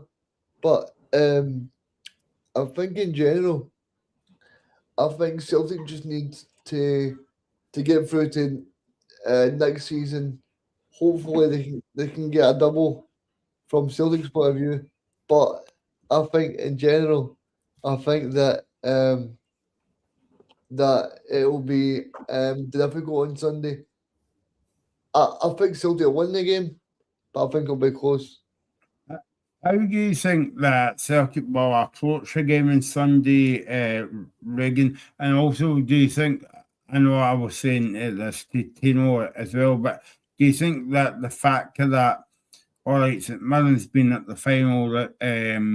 St Mirren's been already at Hampden this season already a few times, but Martin O'Neill's been doing it over the course. Yeah, I think because he's been there and he's done it, he's wore the shirt, Michael. And I think I just want to ask Robbie a question because Robbie did mention about somebody having 53% possession, Robbie, at Celtic Park. I mean, I wasn't aware of that, Robbie, because I was watching the party official game at the time. But like, see, in terms of that, actually on Sunday, do you think the brand new manager has actually made St Mirren kind of, I don't mean take the shackles off, but they've kind of made themselves feel a bit better and made them believe that they can actually play a bit of football? I know Stephen Robinson did get them playing football, but I think in general, I think it was quite negative. I think the word I would probably use is direct to describe Robinson's way of playing. I think it was a lot more direct than what you're saying out of Craig McLeish, but I think on the base of things he has improved it in a good way for the players, and especially the midfield players. I was just going to say that. Do you think the judge? Sorry if Stephen Robinson's listening. I hope he didn't ban me for Aberdeen. But do you think the players are maybe glad they've got a fresh voice in there to maybe get their new instructions? Because sometimes a manager being there for that long can be a bit of I don't mean boring, but it can be a little bit. The players can get a little bit fed up. Well, look, Still. Stephen Robinson, and Michael, you're right, and Ryan, you'll remember Robinson said it right at the start of his tenure. Every 4 years, every 3 or 4 years, something's got to change, whether it be players, manager, backroom staff, anything. Something's got to transition out of the club, and it was Robinson's time ultimately. You know, we knew it was going to be the beginning of the end at the start of the season. You know, we were only blind to the fact that Robinson was most likely going to move on because it's just one of these things. But I think you're spot on, Regan. I think the players have brought into this sort of mindset that we're going to keep the ball. You know, what you're saying, that we're playing short goal kicks, and we've got Alex Gogic and Freckleton taking our goal kicks instead of Shamal George, and we're actually trying to play a nice bit of football. And of course, it's going to come with a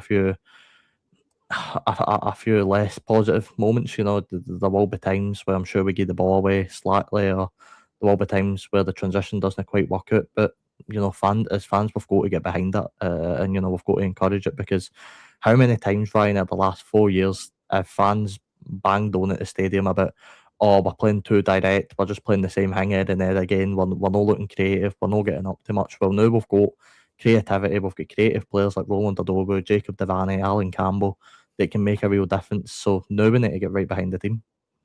No, absolutely. Craig McLeish has been a breath of fresh air, you know. I never thought we'd see tiki-taka at the St Miser Stadium. And, you know, credit to young Jacob Devaney, by the way, 18 years of age and absolutely strolling at Celtic Park. Absolutely strolling, not even breaking a sweat. I think change was needed. It was needed. The recruitment was poor in the summer, so we did need a bit of a change. And McLeish came in, and if you actually look at the under-19 results for the last few years, they've been very, very positive. So when McLeish stepped up, I had no fear. Obviously, then you go into that first game against Rangers, and I don't know what formation we were playing by the end. We had O'Hara at right back, somebody else at left back. I was like, all right, okay, this is normal. But you know, on Celtic, I do think Celtic kind of need this. And I think that's why there's no pressure on St Mirren, because at the end of the day, regardless, St Mirren have won a major trophy. End of the season, we're still going to be on the major trophy list. Celtic at the moment. Ice cream. I'll take chocolate ice cream with some raspberry sauce, Robbie. Anybody else want in? Just Celtic at the moment, just you know, if you look at the league title, you can never count Celtic out. If we're let's be honest, you can never count Celtic out. But if you're looking at the league table, it's Hearts or Rangers' title to lose. So Celtic need this, and there's a lot of pressure riding on Celtic, and that could play into St Mirren's hands perfectly. To be honest with you, because if you remember Martin O'Neill's first interim spell in charge, his toughest game outside of a European game, St Mirren. I don't think Celtic have a tactical identity, to be honest, under O'Neill. I think it's kind of just glide by till the season gets done, and hope for the best and hope they get a few trophies out of it. I did see that somebody got sacked earlier in England for underspending their budget, so that might be a name in the hat for Celtic's job. Do you know what, Ryan? I actually seen your tweet about that, and I was laughing because I was like, "It's so true." And like the manager underspent at the club, so they sacked him. Like, what is that? Who's that? Somebody in England got sacked because they underspent the budget. Yeah, hang on a minute, right? I'll pull up the original post quickly here. So it was Ramsgate Football Club. So Lee Martin has departed the club because he's underspent. He's achieved so much as well at the club. That's a good thing. He saved them for relegation. He's put them on the verge of playoffs, and because he's not spent enough, he's been sacked. So he's a perfect fan for the next Celtic manager, I think. But, Let's have Robbie's question, and then we'll go to our next interview. But Robbie, what's your question, so that I can get it wrong again? Yep. So I feel like these are all easy, but I'll run with it anyway. So this player started his career in 1997 at Yokohama F. Marinos, where he spent 6 years at the club. So I think 6 or 5. Where he made 148 appearances and scored 33 goals. Nakamura. It is Shinsuke Nakamura. And why have I brought him up? Because he's just recently been appointed the new head coach of the Japan national team. After they sacked their manager, by the way, after beating Scotland and England 1-0. So that was a bit weird. But congratulations to Shinsuke Nakamura. Yeah, Shinsuke Nakamura's been called up now. I don't know if it's the first team manager or if it's the assistant right now. But he's in the national team, I think. For the World Cup. They sacked the manager after beating Scotland and England? Yeah, they sacked the manager, See, it's not only Scottish football we make weird decisions, it's someone in Japan as well. Only scoring 1 goal when you've got Grant Hanley in defence, that is a sackable offence, to be fair, isn't it?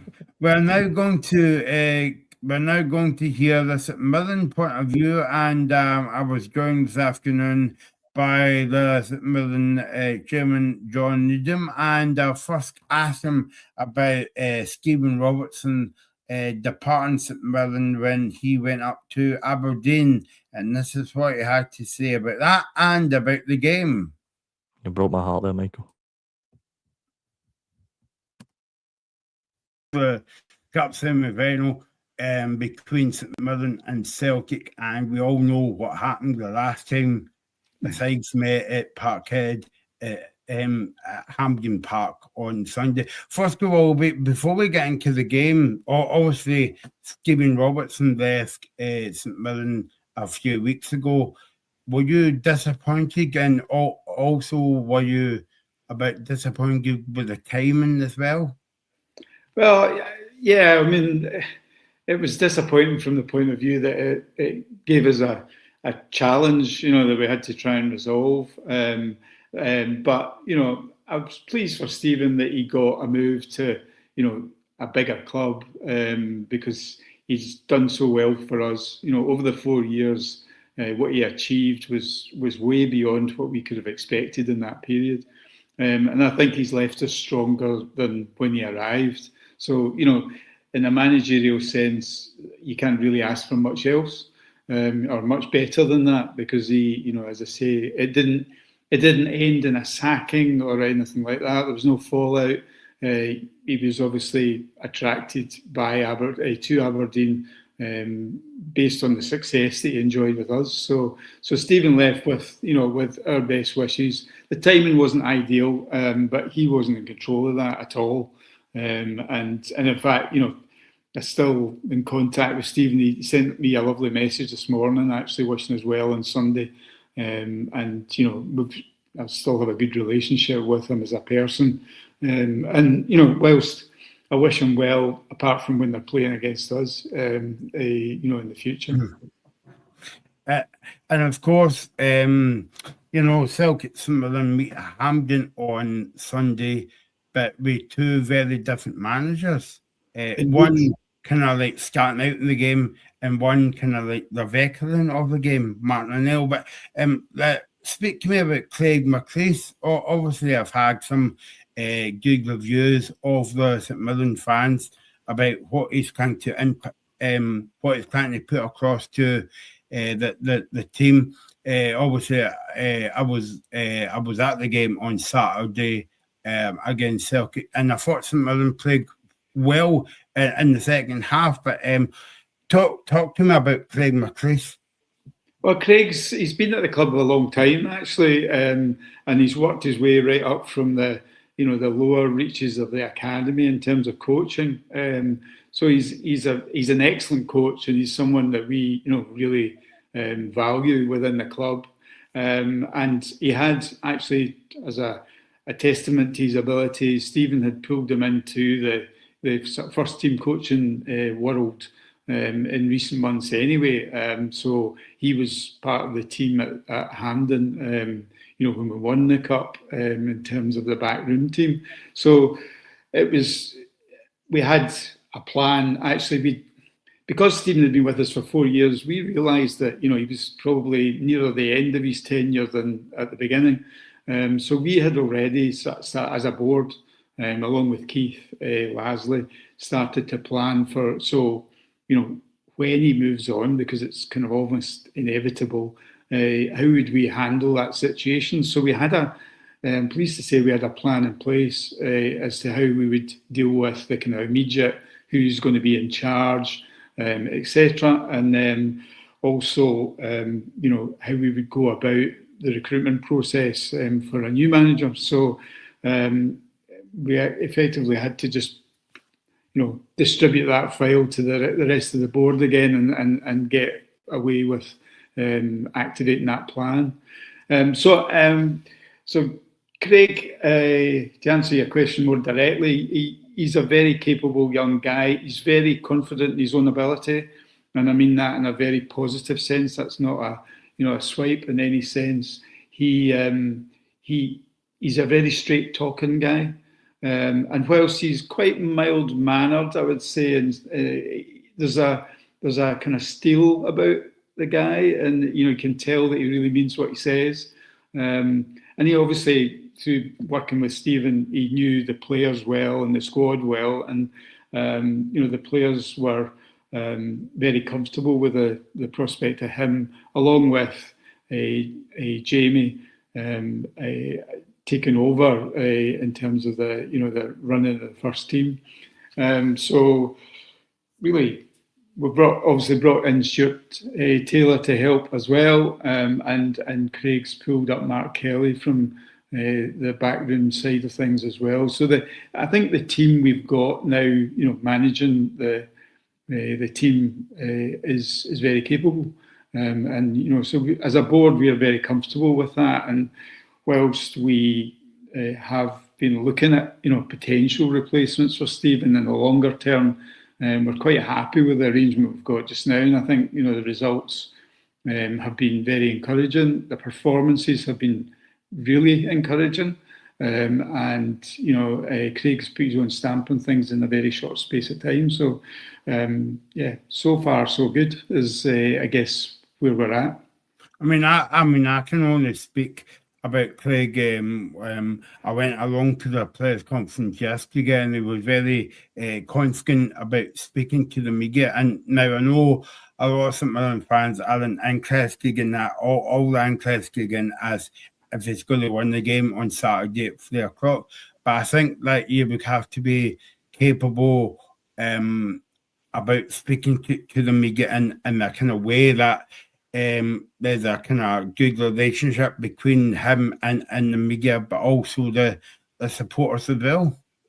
Yeah, absolutely. And it's a key part of the job. There's no doubt that the projection of what he's trying to achieve as an individual and with the squad of players, getting across that effectively in the media is really, really important. Craig, because of his involvement with under 19s, as well. He had been in front of cameras before, so he's familiar with that kind of side of things, and he's really taken to it well. And I can see, although it's a short space of time, I can see a progression.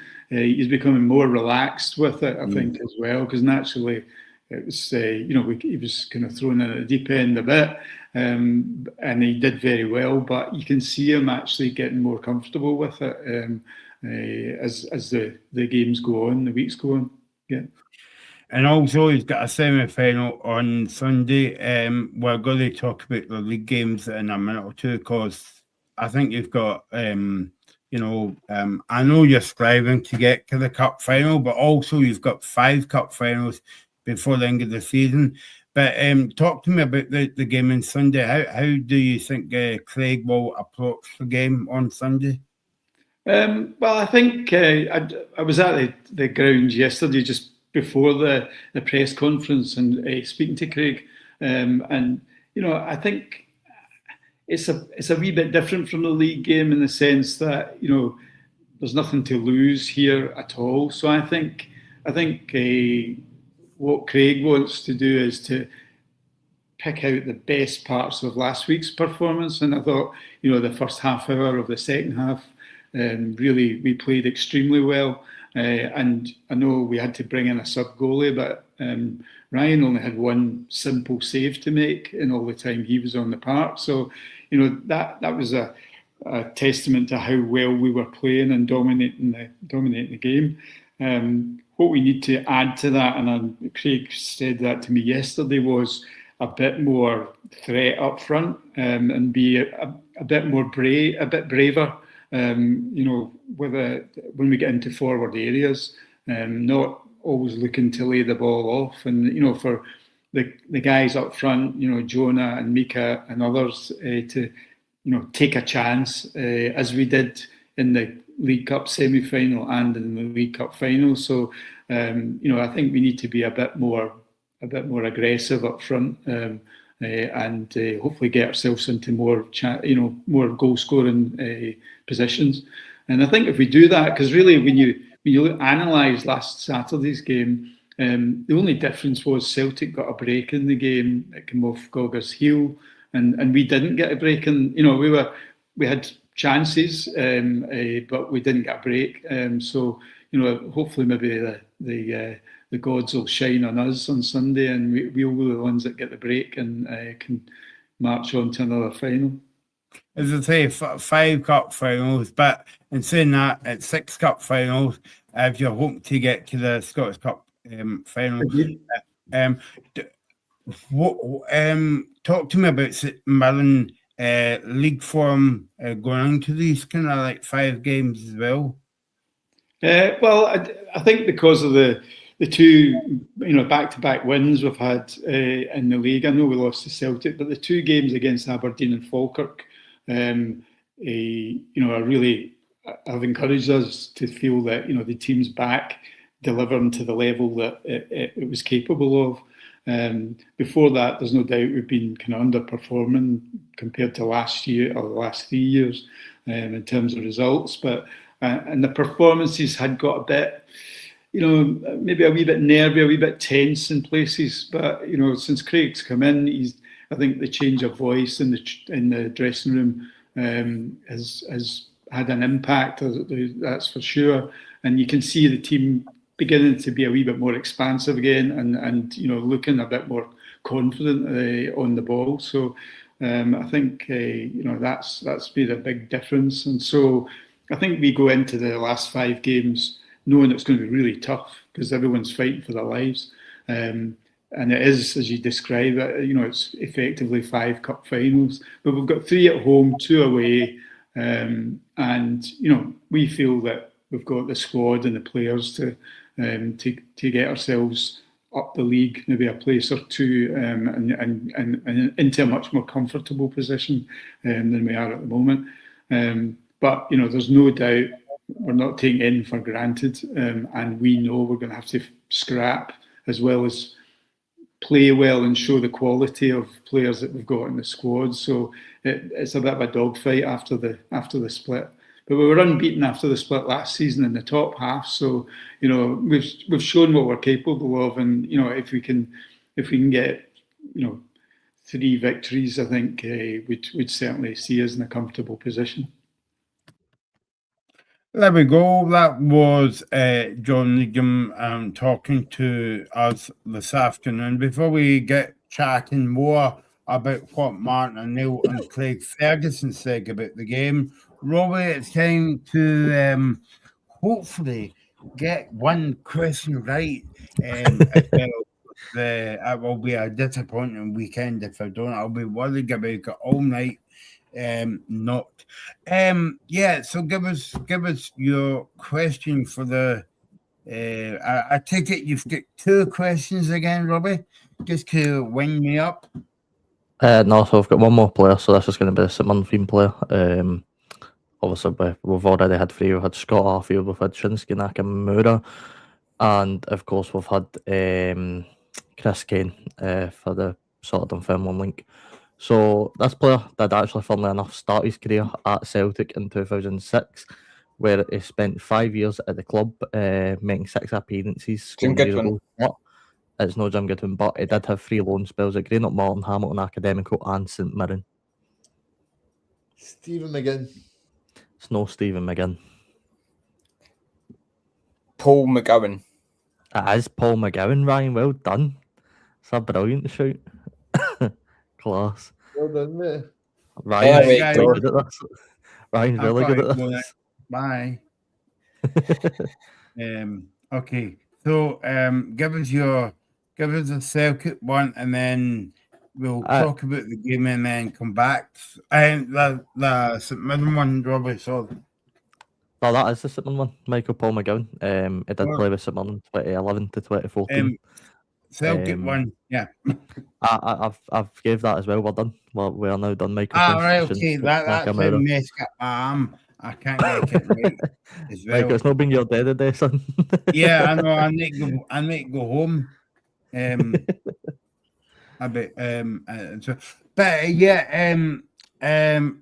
John Needham, Robbie, nice guy. That's the second time he's been on the show, and you can tell that he's more than the chairman. He gets St Mirren, he gets the size of the club as well, so yeah, it was good to catch him. Yeah, first of all, thank you, John, for coming on. It's always nice to hear from John. I think more importantly, and I might be wrong, I don't believe there's another team in the league that has an actual fan, like a boyhood fan for their club as their chairman. I might be wrong in that. I don't know, but John's certainly the most passionate I've seen. And I know that obviously I'm a bit biased because I'm a St Mirren fan, but the way he speaks about the club, Michael, you'll know single-handedly. What club do you support, Reagan? That's what I want to know. How much time have you got, Robbie? No enough. But no, Michael, you'll know for obviously speaking to John for a few times how passionate he is about the club, how devoted he is, and that makes us feel at ease. It makes people like me and Ryan, who are upcoming, St Mirren fans, but maybe we'll be in the chairman hot seat one day, who knows? But it makes us a lot more, at ease, knowing that we've got the right people in charge of the club and the right people guiding us forward. And look, John's probably just as excited as we are for this game. I know he needs to wear his sort of chairman hat, if you will, but you can see the excitement that coming off of him. He lives for these moments. He's already guided us as the chairman of the club to one cup. I imagine he could do the double, and he's the chairman at the club at the time. He good in as a legend at the club, so it's really, really positive scenes. Michael, if you asked me 4 months ago when I came on the night after we won the cup, and you asked me what would happen when Robinson would leave, I probably would have said it would have been a lot more negative, and we'd probably be scrapping for the 11th. But we've went, and it actually seems to be going more upwards. And I liked what John was talking about, where he's had the plan in place. Of course, they've had the plan in place since the start of the season, because you just don't know when it was going to go. And as I said, it was inevitable it was going to happen at some point. So the club had to be prepared. I think they were prepared to put in Craig McLeish. I don't, as much as I know he's highly rated within the club, and I know obviously John spoke about that, but I don't think he would ever imagined hiring Craig McLeish as the sort of interim first team manager until the end of the season. But it's worked out in our favour. He's got a Robbie, really good experience background. Sorry, just 2 seconds, Regan, and I genuinely think he could guide us to another cup. But I Regan. do you think he's a long-term plan? Could be. Oh. I think he's already shown early signs that he can be. He's and I think the one thing Craig McLeish needed was a good backroom staff, good support on the sideline, and I think he's built that to a T. Stuart Taylor, Jamie Langfield, Alan McManus, all the rest of it. They've all come in and they all help him because they all know they've all been here. I mean, how long has Langer's been at the top level? He's been at the club for years. He knows what it's like. So it's positive signs in Reagan. To be honest with you, I said this last week on the show as well. I'd offer him the contract now to be full time. To be honest with you, that's how highly I rate Craig McLeish. So I'm really excited for the future. So Ryan, what about you? Are you a Craig McLeish fan? Are you thinking he'll be a long-term success? Are you looking for somebody else? I mean, based on the style of play he's implemented so far, it could be the long-term plan. I mean, you do see it with St Mirren. We never really go for established names, so to speak. We do go for the younger managers, maybe giving people their first gigs at the top job. And I'd give it to him. If you look at his work with the under-19s, I think he'd perfectly handle the step up to the first team on a permanent basis. Obviously, you would want that experienced assistant in with him. Whether that is Stuart Taylor or whether we go out in the summer and get someone else, you would want a bit of experience with him. Obviously, you've got the best goalkeeping coach in Scotland. Not that I'm biased or anything. And Jamie Langfield, Alan McManus. So again, he's been at the club for years. He's managed the club as an interim basis before Jack Ross came in. Don't know if anyone remembers that one. So I actually do think this coaching staff's perfect, and I think St Mirren is the perfect place to start your managerial career, especially at the moment. Despite a poor league season compared to what we've been used to the last 3 years, we're an attractive proposition. We can attract a decent number of players. If we change the style to a bit more, possession, passing it around, not watching Charles Dunn play 50-yard diagonals, still get PTSD over that. I do think Craig McLeish could be the natural successor. And Robbie, I'll bring this to you, mate, because I have seen it a few times on X. I know we're a long way off next season. Obviously, we've still got 5 cup finals in the league to go. I do think we'll be safe based on how we've played recently. But a player I think could thrive in this system next season is a player we both have spoken a lot about. Fraz Taylor. A very good shout, Reagan. I Of course, watched as last watched. week. Aye, He's a good player, by the way. a very good player that likes the ball at his feet, and you know what, Ryan, in an ideal world, I'd love to set up an almost like 4-2-2 formation with 2 cams and sort of have Fraser Taylor and Roland Adobe, but playing off 2 strikers. I think that could be perfect. I really do. I mean, they're both similar players. Fraser's obviously a lot shorter, but they're the same principle. Roland Adobe and Fraser Taylor, they both like picking up the ball in the middle of the park. They both like turning the players and attacking forward. I think that's what we could need, to be honest with you, going forward to next season. To sort of fling a question back at you, I seen links earlier in the week that Scott Tander's linked with Falkirk, which I found quite interesting. And if he does decide to go, he goes with my highest regard. I still think he's a fantastic player, by the way. Just outdone by an absolutely brilliant Declan John, who's been in the club. But Brian, you're looking at again, I think it's another 6 or 7 players that are. I can't believe I just said that. Another 7 or 8 players that are potentially out of contract at the end of the season. I mean, what are you sort of expecting for next season? I mean, we're sort of right now as St Mirren fans in the land of unknown, where we don't know who's our permanent manager going to be. We don't know who's going to stay at the club. I mean, what are you thinking? Sorry, Regan. Celtic are the same. Celtic's not got a chairman. They've not got a head scout. They've not got a. Aye, but it plays into Celtic advantage though. What doesn't with us, Celtic can afford to lose 7 or 8 players and probably replace them. The problem with us is I think we've got, I believe Manjon's near enough out of contract. I think there's a couple midfielders that are on short-term deals. I think some of the defences out of contract. I mean, Ryan, what are you thinking? Because we're sort of, as I said, we're in the land of unknown right now. Yeah, I'm thinking next season. Well, first of all, I think Robbie's been playing a bit too much Football Manager with his little 4-3-2 cam system. One up top system is 4-4-2-2-2s and all of that stuff. Next season is the land of the unknown. You know, our captain's out of contract end of the season.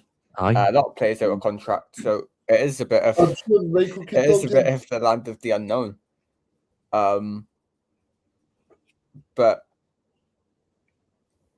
as well as, you know, it's every summer with Summer, and you've got about six or to 8 players out of contract. I'm not going to make That's that better. mistake. So, you know, it's sort of the land unknown every summer. So, you know, It's exciting though. it's exciting. Despite a poor league season, I still think it's a very exciting time to be a St Mirren fan, because let's not forget, St Mirren win this Scottish Cup semi-final, which they will do. Sorry to tell you, but they will do. And then we go on to the showpiece next month, in the final, and we win that. We're guaranteed league phase European football. Aye, and you know what, you know what? See if we even win the semi-final, give Craig McLeish the contract. I couldn't care. Who says you're winning happens in the the cup? next 5 weeks. So we're winning the cup. Aye, damn right, testing off the passports to go to Europe next Wait a season. minute, guys. I think Ryan's only given his opinion, Reagan. No, but like, see, Ryan, I agree. I think it is stepping into a land unknown, but I also kind of like it, and I just hope whatever happens, Craig McLeish sticks a bit, because he clearly has something about him. You know, you don't beat Aberdeen 2-0, holding them to 0 shots on target. You don't go to Celtic Park and dominate the second half of a game if you've not got something about you. And he clearly does. He speaks very well, Michael, as John said. And I'm pretty confident about our chances in this game. To go back to what Ryan was saying earlier, Celtic's get every bit of pressure on this game, just like they did in December. And Reagan, I know you said earlier you think Celtic will be too strong. I don't think Celtic are strong at all. But to be honest, I don't think Celtic players I right don't now think have they're them. strong, but I think if Celtic get a goal very early, then I think like players like Nacho off the bench and Tenecti, I think. I don't think Celtic don't have the mentality to handle this game right now, and the players don't, in my opinion. So I think it hammed You and not just said even a minute ago that the St Mirren fans I'm not hyped up by the semi-final. Now you're saying Celtic not got the pressure, not got the mentality. Celtic don't have the mentality, but that's No, not. you said St Mirren fans aren't hyped up by the Well, no, I semi-final. said I wasn't as hyped. No, but and also that has nothing to do with Celtic. But my point Reagan, stands. you're now banned from the show. But my point stands. Celtic players this season don't have the mentality to do anything. I don't believe Celtic are going to lift the league title come the end of the season. I don't No, believe no, Celtic yeah. are going to win a single trophy this season. To be honest, Oh, they don't have the mentality, in my opinion. I probably That is banned me. out at Celtic Park. I know that is me infinitely banned for Celtic Park now. Before we get on to the predictions, because we've got one special interview coming up tonight. And no, it's not with Michael Stewart. So it's Ian Maxwell. No, it's not with Ian Maxwell. I shouldn't have done that. Actually. that's what we should do, Michael, right? You should get Michael Stewart. Should get Michael Stewart on the podcast to say what he's got to say. What it feels.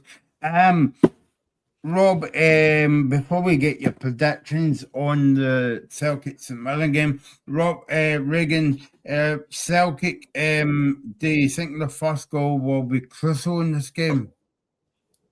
I think it will be, because, like Robbie says, as much as I'm laughing there, because Robbie said a minute ago that St Mirren won hyped up for the game, and then he said, No, I said I wasn't. well, anyway, Robbie, but the thing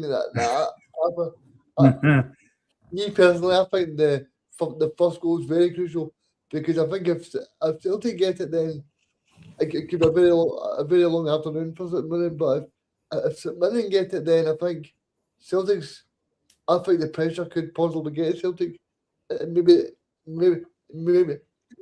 the heads could drop a little bit, because the players have no doing as well as they probably should be this season. So, Reagan, can I ask something? there Just you based go. on what you said there. See if St Mirren go 1-0 down in the first 10 minutes in this game. In my opinion, I think we could flip it. Could you say the same for Celtic? See if Celtic went 1-0 down in the first Oh. 10 minutes, could you see them flipping the game? Well, I think Celtic are I'd in, agree.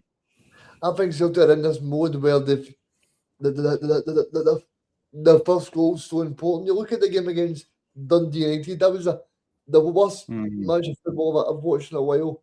But I thought obviously the pitch played a big part in it, but I thought if Dundee United could get that first goal, then there was no way back for Celtic, no way back. And that's a perfect example where, like, I don't know if you guys are the same, but I think you tend to watch football and you go, if somebody gets the first goal here, there's no way back for the opposition. And I think if St Mirren get that first goal on Sunday, I don't think there's going to be any way back for Celtic, to be honest with you. Okay, let's predict the score on Sunday, guys. Celtic St Mirren. Let's come to Robbie. Let's come to Ryan first on this one. It is going to be a glorious sunny day at Hampden Park on a Sunday afternoon, where Celtic are going to end their season in absolute dire states as St Mirren pap them out the cup. I'm going to go bold. I'm going to go 3-0 St Mirren. Wow. Oh, Reagan. I'm going to go St Mirren 1, Celtic 1. But Celtic to win on penalties. Oh, of course, Celtic's had a habit of winning in penalties, Robbie, the last few times as well. What about yourself? I'm gonna go St Mirren 1, Celtic 0. Oh, okay. And sticking by the way, what me and Reagan agreed on. Celtic cannot flip a 1-0 deficit in this game. I'll go by Celtic 2, St Mirren 0. Well, there you go. So we'll be back on Monday, looking back at the games of the weekend. Before we go, Reagan has got an interview as he was talking to Oscar Coglu's assistant manager. When was it, Reagan? Yesterday? No, this morning, Michael. He was also the assistant manager to the Highbees in 2022. Yep, and he also wanted to talk to me about his time at the Highbees as well. Okay, so so this is Reagan's chat this morning. Talk to us through your time in Scotland. It was fantastic. Look, I really enjoyed the club. Still have some people that are really nice in there. Still speak to them. We came on in not the easiest of the fields to start because we didn't start the first 3 or 4 games where the Hibs did have a bit of a bad period, not starting so well. We came in, our first game was Kilmarnock away. Yeah. It was a good introduction to the league. And I mean, see, in terms of that park is a very difficult pitch as well, Kilmarnock. Yeah, Kilmarnock, and in that season, I don't know if you remember, but they eliminated Celtic and Rangers from cups, and they were unbeaten. They were unbeaten at home. So, but we went well on the game. We went 2-0 up, but then ended up with a 2-2 draw. It wasn't the perfect start, but it was okay considering the hardness of them that season.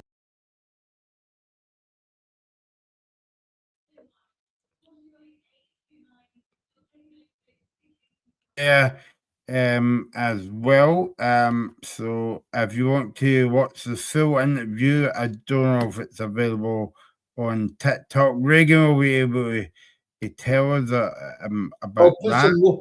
I'll put some more stuff on TikTok, Michael, because he talks about being in Edinburgh with Nick, and obviously they feel a little bit hard done by in terms of their time in Scotland, because they speak about the fact that there was so many injuries, the fact that they were joining mid-season as well. So they talk about many things, but they also talk about the passion of Scottish football in terms of he talked about I didn't know he actually knew this, but he said about Scotland being a small nation and them being top of the sort of attended leagues as well. So he knew stuff by going. I think it just shows me as well that all of these coaches that do work in Scottish football at some point in their life, they still talk to all these people and they still paying interest, because he was actually telling me that he now watches Scottish football and is quite enjoying it, in terms of Hearts, Celtic, and obviously Rangers as well. So it just showed you that someone that we wouldn't think is actually watching Scottish football, but because he's been here in 2022 with Nick, then obviously he still pays attention to it. I must enjoy watching Craig McLeish's tiki-taka Barcelona buddies as well. That's a great watch these days. Exactly, aye. But he'll be banned from Easter Road if he's enjoying watching Hearts top of the league. Yes. Before we go, guys, we're coming to the end of the season now, and it is being revealed today that the team of the year is out. So Robbie's been keeping an eye on that one, so he's going to show us the team of the year. Actually, I know when you sent it, Robbie, earlier today, I didn't have a lot of time to focus down on the team. But if you can, we're going to pick up now, and we're going to show you about who's in the Premiership team of the year, and it's just somebody's opinion. So. Yeah, and remember, this is voted by the players. This is the PFA Scotland Premiership Team of the Year, so bear that in mind when you're looking for the players. But this is the team, so it is Ward and goals, a back four, Mound, Fernandes, Halkett and McGinn. In the midfield, it's Elijah Just, Elliot Watt and Benjamin Nigerian. And up the front three is Claudio Braga, Tawanda Maswinishi and Lauren Shankland. I'm quite happy with that. I don't know if you guys seen my team of the year yesterday on TikTok, but I've got quite a few in there. I think the only one I would change is maybe try to get Stuart Finlay in the team, because I think Finlay's had a fantastic season as well. Paul McGinn. No, McGinn deserves to be there. No, he's been good, but I'm sure you could fit somebody else in there, Robbie. Maybe Declan John, maybe Gogic at the back instead of Fernandes. I see Robbie's player of the year is there. Elijah Just. So sorry if you've not caught up in that one, Michael. I was just talking with Jamie and a few of the guys of the other side, and Robbie's favourite player is Just. Oh, Just is my favourite player the last 5 years, man. What a fantastic football player he is. There you go. I don't agree with the goalkeeper. Callum Ward, no. I don't agree. You know what my argument would be, though, right? I think every goalkeeper in Scotland this season's had a mistake at one point or another. But seriously, right? See, if we're having a serious conversation, I don't want this to turn into a hang. Oh, I'm a Simon fan. I'm going to say this. I'd put Shamal George in the team of the year. I think Shamal George had a fantastic season. I do agree with your point, Robbie. I think he's played well, but I don't think he's ever going to get voted because they're somewhere are sitting, what was it, 9th or 10th in the table. So yeah, and Michael, if I can just do one more thing before we wrap up.